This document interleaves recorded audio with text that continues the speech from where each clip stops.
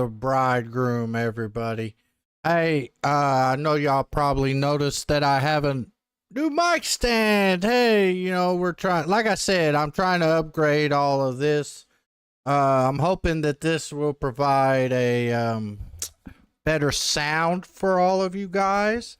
I don't know if this is too loud, but hey, I hope all of you out there are having a great week. I know that I am. It was my birthday Wednesday. I turned 45, and you can help me celebrate simply by hitting that like button. Smash it real good. Break it. Let YouTube know that more people need to see this. Also, you can share this. Share it. Share this stream. More people need to hear this, because here on my 2 cents, what I like to do is I like to talk about current events, things going on in the news and the culture, things going on around the world, and basically give my 2 cents about it. Whether people care or not, I could care less. But it is from a Christian point of view, because I am a Christian, and I always try to give a Bible verse with each story that I review. So share this video. Also comment. Oh, wait a minute. You know what? That reminds me. I forgot to pop up the comments here. Let's see here. Pop chat. Now let's bring it over here where I can see it. Downsize it. Right. I know we're all professional here at the MNC. Now I can see your chats. Also, not just like this video, share it, but leave a comment so that we can talk about these things. Also, you can become a member and a follower. You can help support this channel and what I'm trying to do here simply by subscribing and becoming a member. If you become a member, not only will, if I see your chat, you'll get little badges where I will, if I see it, I'll try to read your comment and respond to you live during the stream. Also, you can get emojis that I've made myself. They're not all that great. I mean, I'm not a great designer, but you can get some emojis that I've made myself. Also, if you get into the Here's the Bridegroom tier of my membership, you'll get personal videos just for you. I haven't made that many. I've got one up, which is my personal testimony. I do have another one recorded where it's me and my good friend here at the MNC, Robert Flick, where we talk about the history of the church from the book of Acts to today. How did we get here? What were the things that brought us here? What were the things that divided us? Are they good? Are they bad? Should we change the way we're doing things? You want to find out, become a member. But you can, don't forget, you could also subscribe to this channel and watch me every week. And I also do Bible studies. I make Bible study videos and things like that. But let's get into today's video. What do you say? Let's see here. Our first story, which is my home state. The state of, let's see here. Let me see if I can get rid of this ad real quick. Here. Boop. Okay.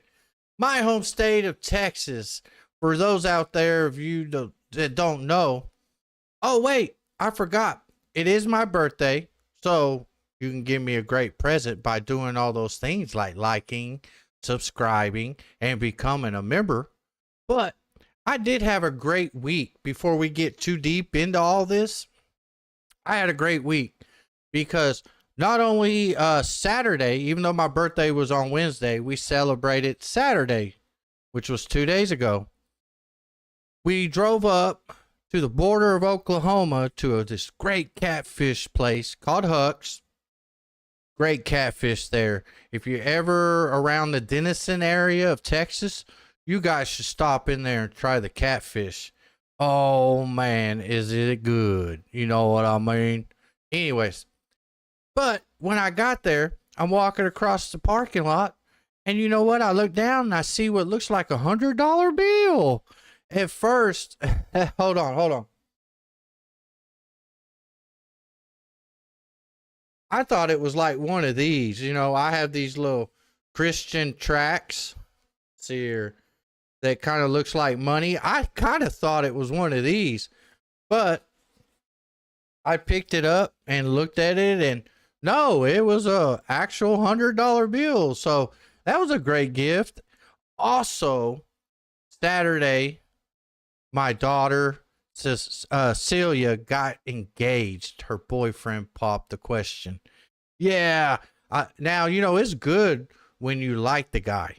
It is really good. But I want to give a shout out and a congratulations to my daughter and her new fiance, Greg. I look forward to being at the wedding and having lots of grandbabies. Hi. Anyways, this is what the video's about, not that.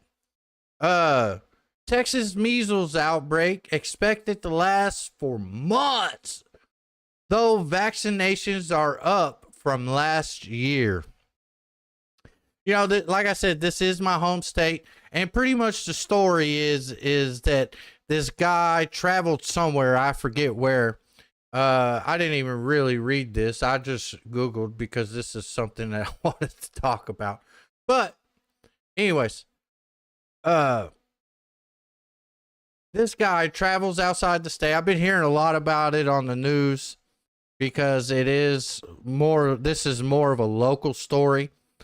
But this guy apparently is from a town and a group of people. I won't say their name because I can't remember. But he's part of a group of people who are anti-vaxxers. And he travels outside to a college. And when he comes back, apparently he got the measles while he was gone. He brought it back to their little community of where they're a group of anti-vaxxers, and it just kind of spread and went kind of crazy. So we're going to talk about the measles and vaccines and stuff like that. What do you say? But let's talk about these vaccines. I did a little research the last couple days. Now, this is from Texas Gov, the DHS, Department of State Health Services. This is some of the numbers that they had. Now, why does this look different? Anyways, it's looking a little different than what it was looking like when I was looking at it earlier. Anyways, so these are the cases by county, and as you can see, Gaines County is 211. That's where the little group is. You got Lubbock. All these are up in like the Panhandle part of Texas. Martin, and then you got, so there's a total of 309. And it seems as though it's mostly in ages 5 to 17. 0 to 4 is second. But here's what I thought was interesting from their statistics. 2 of these 309 people are vaccinated. Wait a minute. If vaccinations work, then, I mean, and I really wanted to talk about this because, you know, with this being such a local thing, I'm hearing a lot about it on the news here. I mean, they're talking about this like almost every day. And Fox 4 is what I typically watch in the morning. And almost every day it's like an advertisement for the vaccination, the measles vaccination. And when I decided this week, hey, you know what, I'm going to talk about this during my live, I was like, man, you know what, I keep hearing them talk about the vaccines, but they don't talk about any other preventative measures people could take or how to take care of it. And then, what was it, Friday, they finally talked about it. So out of 20 times that I've heard them talk about it, and it's been only about vaccine, get the vaccine. One time they decide, okay, well, we probably ought to talk about the other ways to prevent it and not get it, and how to take care of it once you do have it. Anyways, come on, Fox. Come on, Fox. You could do better than that. I mean, I watch you pretty much every morning, and only one out of like 20 times. Thought you were better than that, Fox. Anyway, so let's get back to this other part. I've got some CDC information for you. See here. Well, I got to click on that. Let's see. Okay. I wanted to show you this chart right here. This is the number of lives saved by measles vaccine globally. So this is the number of saved lives that they're claiming. What is this? 1.2 million here. This is by year 1996.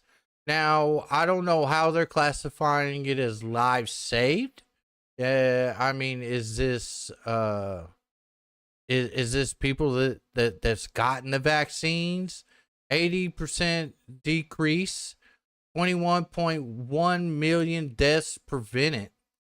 Once again, I don't understand how they're measuring deaths prevented. They don't provide this number of deaths from measles. So let's see here. Each year, was I reading that wrong earlier?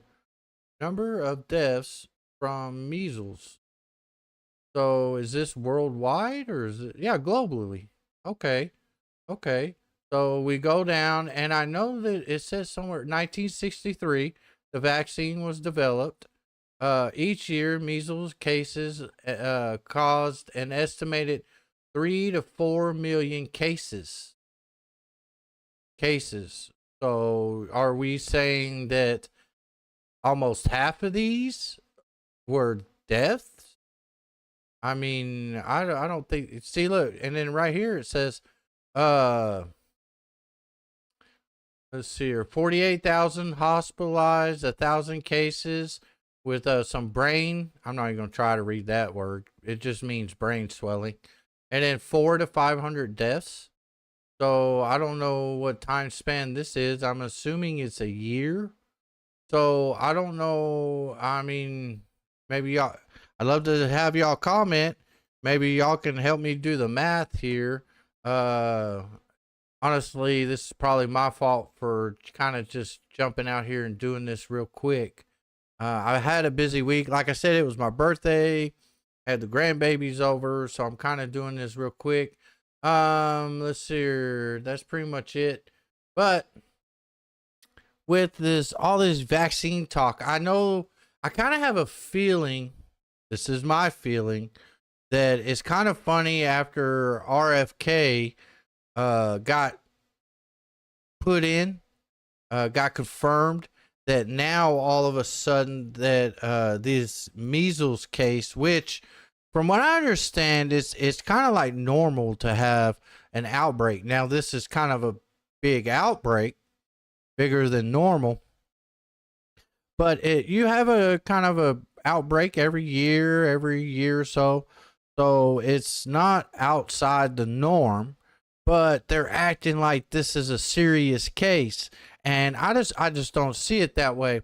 But I was wanting to show you guys this video because I think it shines some light on some stuff. You know what? I'm going to bring it up screen for you guys. That way you guys can see it. Oh, see if we can get some. Oh, are you sure it's the measles? Well, he certainly got all the symptoms. A slight temperature, a lot of dots, and a great big smile.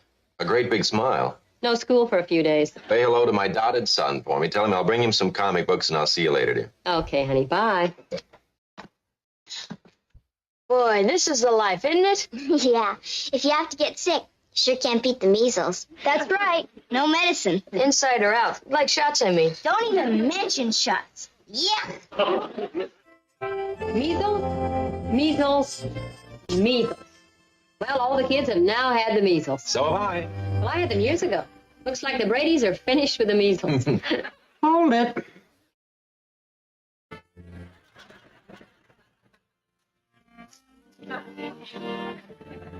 You're not through yet. Alice, don't tell me you're coming down with the measles. Oh, I hope so. I'd hate to think I was just learning how to blush at my age. Dad says I should go to school. 7 students confirmed with measles, 4 others possible. Wow, they had to have been vaccinated. These moms never vaccinated their kids and lied about it. Vaccines are harmful. You are endangering the health of every child in this city. Liv. Noah's turning blue. Call 911. On SVU. Peter, what are you doing home from school? Now, isn't that a big difference between, what is that, 1969 and today? I mean, just a stark reaction to this fact. Went from, now, full disclosure, my mother was an anti-vaxxer.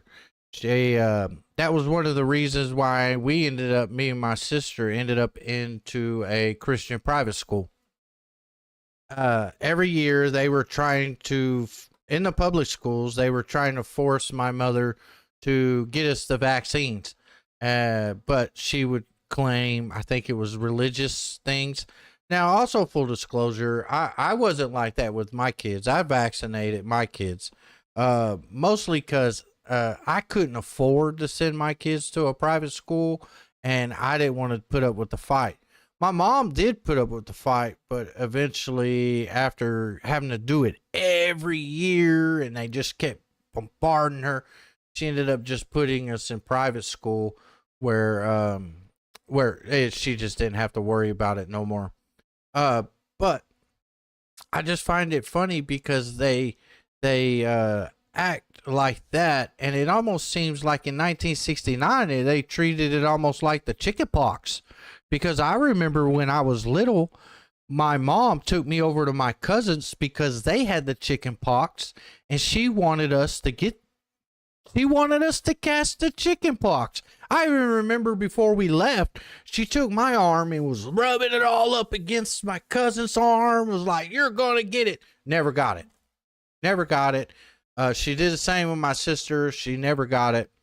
And these are 2 kids who's were vaccinated. Today, I've still had no vaccines. I've never even had the flu shot and never had the flu. Now, a while back, I've also seen a video of a guy who was, who did a study on it. He had his own practice, and he did his own personal study on children, how often he saw children and they were sick that had vaccine and were unvaccinated. And he said that the unvaccinated children were sick less often than the vaccinated children. He also stated that the unvaccinated children, when they did get sick, it wasn't as severe and it didn't last as long. And I have to say, I've experienced the same thing. Have any of you out there? If so, put it in the comments. Were you unvaccinated? Did you realize that, hey, I'm not as sick as often as all the other people, and when I am, I'm not sick as bad or as long? Am I the only one that's because this guy kind of confirms what I always kind of realized during my life. But anyways, I'm once again, I'm kind of I just think that vaccines are overdone. I mean, I don't even know how many they give the kids now. I think it's like 20 something. I mean, we're just overdoing it, and we're like way more than all the other countries out there. We just way overdo the vaccines. I do think vaccines are good. I don't think they should be mandated, and I'm not a big fan of the public school system to begin with. And just the fact that they try to mandate, even though it should be the parents' choice, not the school's choice. And if you're really worried about it, and, oh no, you're going to bring it to school. Well, you know what? Your kids are vaccinated. If they're vaccinated, then they shouldn't have to worry about it. Anyways, if If y'all want to have that debate, let's have it in the comments. Let's do this. I think it's really silly. But before we go on to this next little story, like last week, I did tell you I had a video. I'm going to respond to a video for you. But let's, let me see here. Let me click over. All right. I wanted to read to you, what is this? James.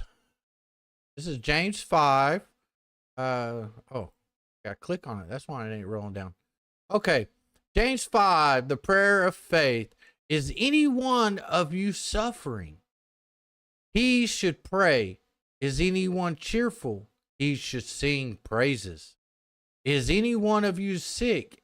He should call the elders of the church to pray over him and anoint him with oil in the name of the Lord. And the prayer offered in faith will restore the one who is sick. The Lord will raise him up. If he has sinned, he will be forgiven. Now, I just wanted to read this because I know there's going to be a lot of atheists. It's going to be, that's silly. That's silly. Just anoint them with oil and lay your hands on them and pray for them. Yes. Yes. That's better than what we're doing now, over medicating ourselves. Now, while we talk about this and while I'm thinking about it, leave it in the comments. I got this new mic stand to hold the mic closer to my mouth, hoping that the audio would be better because, you know, I've seen several studies by all of the social media, YouTube, Facebook, you know, X, all of them. They've done these studies several times and they come up with the same conclusion. And that's that you out there on the other side of the screen or more concerned about the quality of the audio than you are of the video. So while doing these lives, I'm trying to focus on getting my audio just right for you guys. And once I get that, maybe I can start, which the video isn't all that bad. But anyways, if you're sick, go to a doctor. I'm not trying to tell you not to go to the doctor. Get some medicine, because there's even a story, I believe it was Elijah, who the king was sick and the Lord told him, hey, go get these herbs. I can't remember if it was a drink or something, make something out of it and give it to the king, and he got better. So I do think that going to a doctor, getting medicine can help. It's just the fact that we need to start relying more on the Lord. Remembering that, hey, you know, it's the Lord who has given the doctors the ability to do that in the first place. When you get surgery, it's the doctor, it's the Lord guiding the doctor's hands. It's God who has given the doctor the ability and the means to do that. That's all I'm trying to say. And prayer works. I've seen prayer work. I've done videos on it in the past. I need to move this video forward, so I don't want to go into it. I've already probably spent... All right, like I said, I'm trying to keep these first few lives short. I don't want to spend... I do plan on making them longer in the future, but I'm really trying to test things out and get things going here. And I'm trying to get into the flow where I can... I have a new editing software.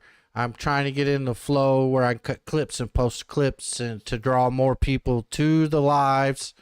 This being my fourth, once again, I don't expect a whole lot, but I do plan on getting, and I am going to start doing lives just for my members only. If you want to become a member and help support us here at the MNC and what we're trying to do, help us to grow.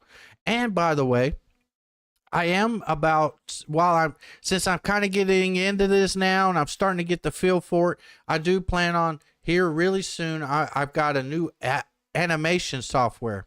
I don't know a thing about animation, but for you guys out there on the other side of the screen, I'm going to learn it. And so I'm going to start. I have 2 ideas for 2 different animation series. I'm going to start 2 animated series. So look for that. But for those of you who become a member, I am going to post them early in the members only side so that you can see each episode early. How long, I don't know. And I am going to start doing a live once a week for you as well.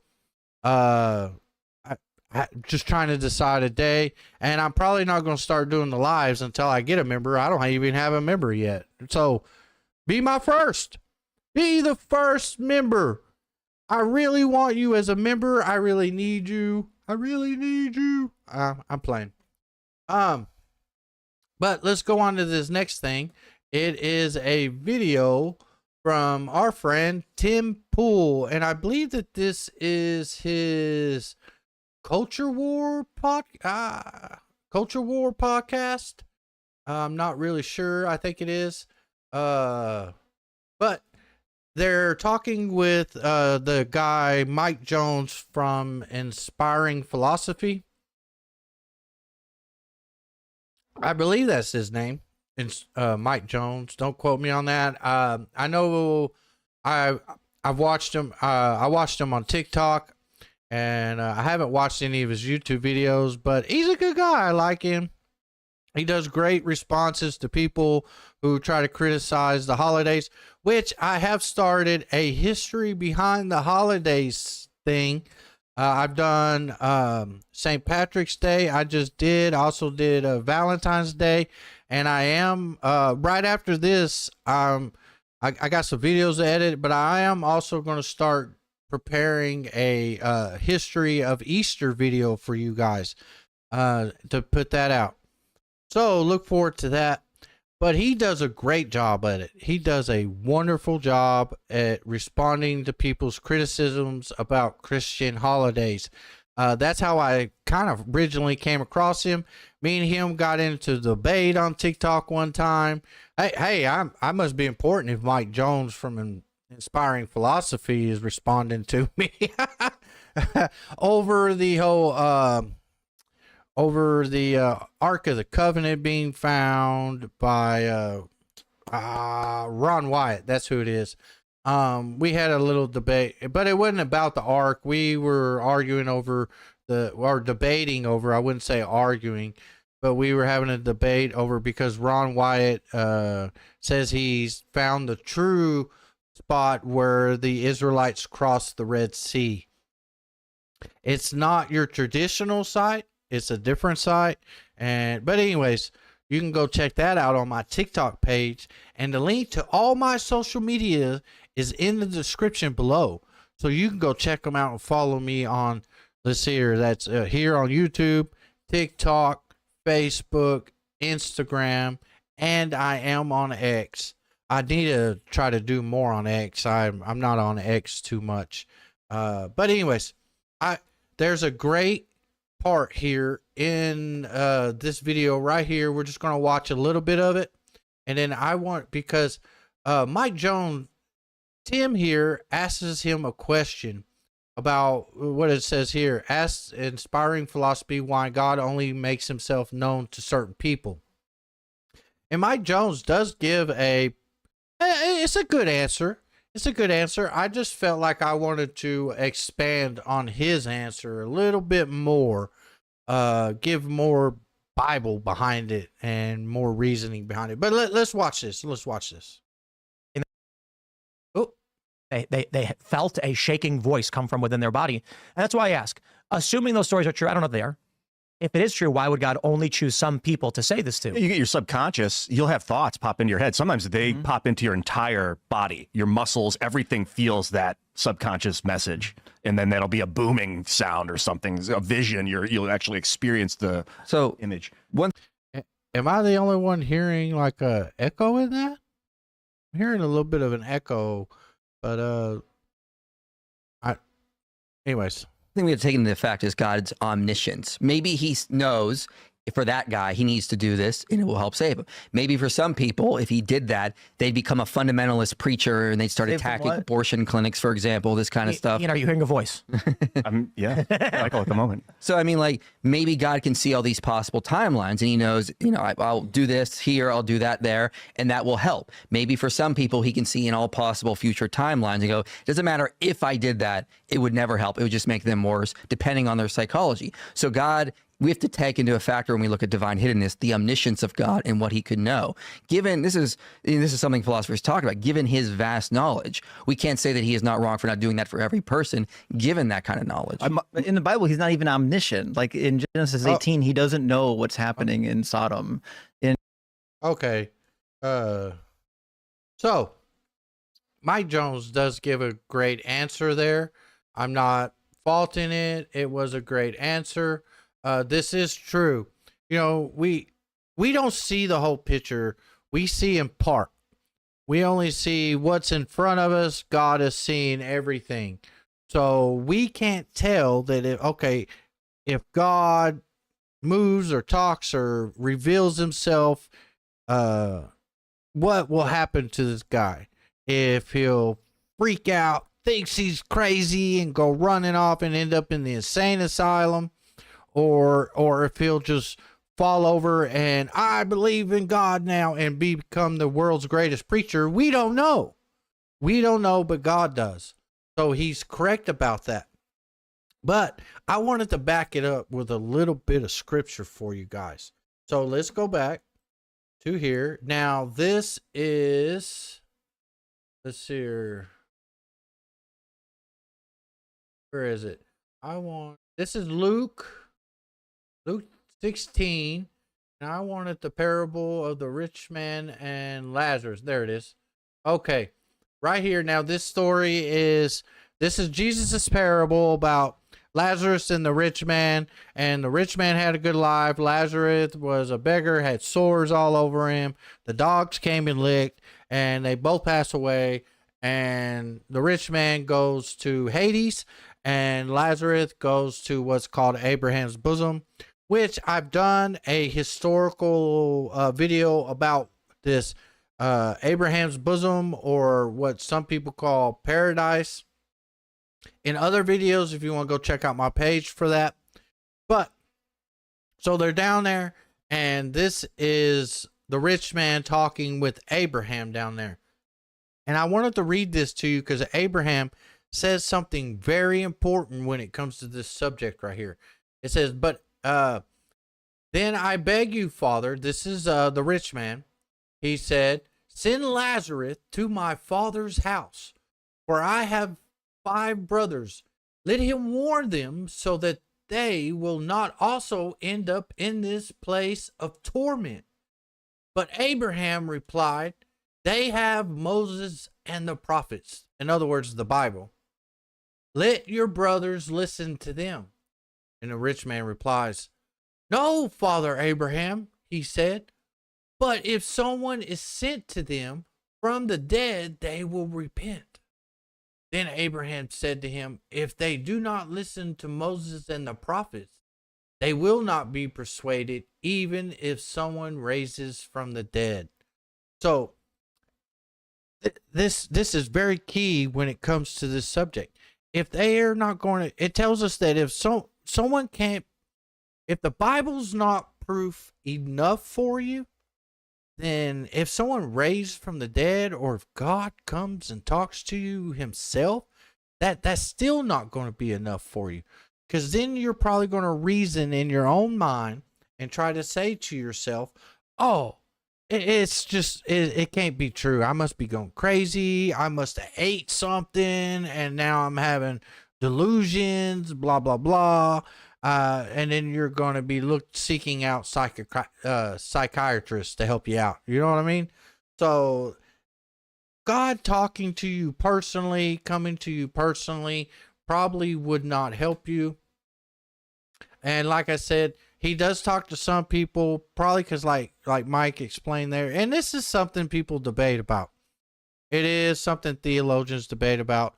But we just don't know. We don't know how the person is going to react. Now, there's also another good story here in Deuteronomy. Let me see if I can get rid of that for you guys. Let's see. Right here, the 10 Commandments. This is Deuteronomy 5. Moses intercedes for the people. It's here. I can't remember what verse it was. 19. Okay, let's see. That's the Ten Commandments. Oh, come on. Let's see. I have it on my phone, and I'm using the phone as as my camera, so I can't pull it up because you'll lose. You won't be able to see me. There, it's pretty much. Is this not it? Did I pull up the wrong? Okay, there's a. Okay. Lord stands here. Where was it? It was Deuteronomy 5, wasn't it? All right. All right. Never mind that then. Okay, apparently I've got to start writing these down.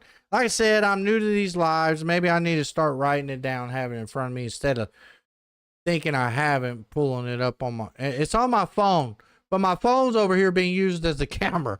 Anyways, there's a story in Deuteronomy where the Lord comes down in fire on the Mount of Horeb, and he speaks to the people of Israel, and they pretty much tell Moses, oh, you tell him only to talk to you because it frightened them so much that they didn't want to hear from the Lord personally anymore. And then also on this fact, we're also told that because Moses conversed with the Lord face to face, and he did it so often, because the Bible says that Moses was a friend of God, but it bleached his skin white. He was white. And to keep from freaking the people out because of his skin, he would wear a veil over his face to kind of hide the whiteness. So if people react like that, if Israel reacted like that by hearing from God themselves, what's to say that if God came and spoke to the world now, like he did back then, we would react any different? We probably wouldn't. We would probably freak out and say no more, just like the Israelites did. We would probably tell God, hey, pick out a man, talk to him, and have him talk to us. Tell us your words, what you're saying. We would probably do the same. And then you add in the story from Jesus, the parable of the Lazarus and the rich man. Even if he did, there would be people who wouldn't believe. So I kind of do go with Mike Jones's explanation there. I just wanted to give it a little bit more Bible to back it up. But this video's gone almost 40 minutes, which is probably my longest one so far. I'm going to end it right here. We're supposed to be watching a movie, so I'm probably going to go watch a movie with her right now. But before I go, I do want to remind all of you out there to hit that like button. Hit it, smash it. Let YouTube know that you enjoyed this video. Also, you can comment. I want to know your thoughts on this subject. What do you believe about vaccines, and if God talked to everyone, or why does God talk to just certain people? What are your thoughts on that? Also, you can share this video, help me get the message of Christ out there, and help me to get people to think more biblically about life. You can also subscribe to the channel if you like these. I do more than just these lives. I also do Bible studies. I'm doing a series on the history of the holidays. Also, I'm about to start an animated series, as I mentioned before, so subscribe. Also, become a member. You can get badges. I'll read and respond to your comments during these lives, and we could chat live on YouTube. I'm also going to, after I get in a real good groove on these, I'm probably going to start streaming to more services. But I'll end it right here, and I'll say, here's the bridegroom. Here's the bridegroom. Come on out to meet him.